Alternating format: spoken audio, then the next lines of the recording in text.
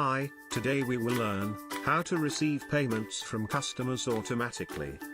To view your pending payments, go to the Accounts Receivable tab and select the customer to whom you want to send the reminder. You can also select all customers and send a reminder to all. Click on the checkbox beside the name and then click on Send Reminder. An SMS, with a gentle reminder and payment link, will be sent to the registered mobile number of the customer. The customer has to click on the given link in the message and then a payment screen will appear.